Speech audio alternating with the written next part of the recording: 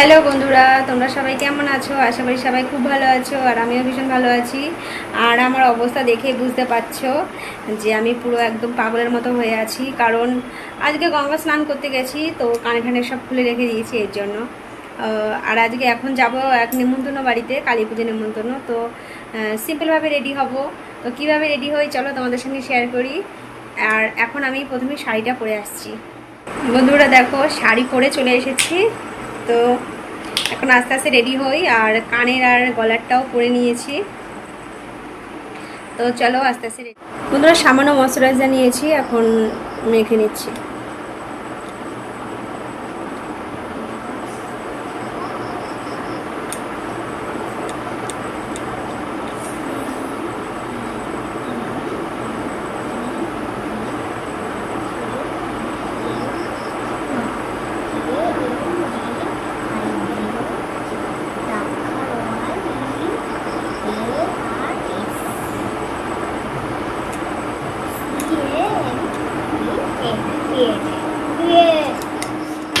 আর অল্প একটু কনসিলার নিয়েছি, তো সেটাই।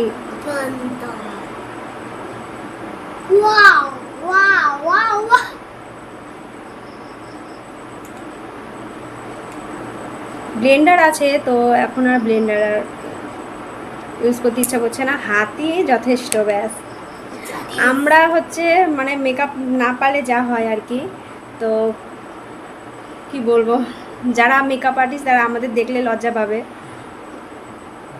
তো আমরা ব্লেন্ডার আমাদের মানে লাগে না, আমাদের হাত ব্লেন্ডার। আর সামান্য একটু কম্প্যাক্ট,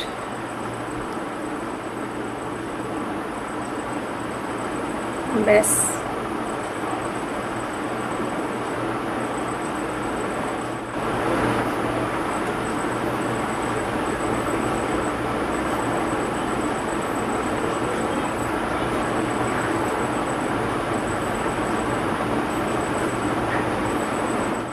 একটু কাজল পরে নিই এবার।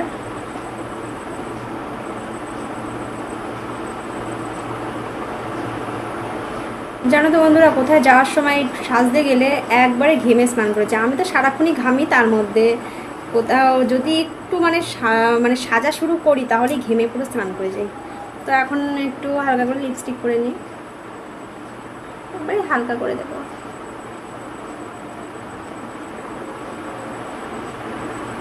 ব্যাস।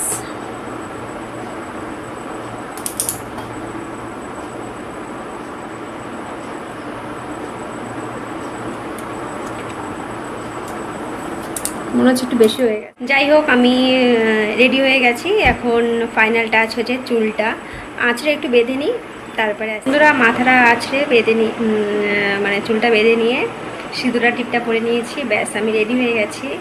তো আমার এই সিম্পল সাজটা কেমন লাগলো অবশ্যই কমেন্টে জানিও, আমার ভিডিওটা কেমন লাগলো অবশ্যই জানিও। তো আজকের মতো ভিডিওটা এখানে শেষ করলাম, দেখা হচ্ছে নেক্সট ভিডিওতে। তো সবাই ভালো থেকো, সুস্থ থেকো, টাটা বাই।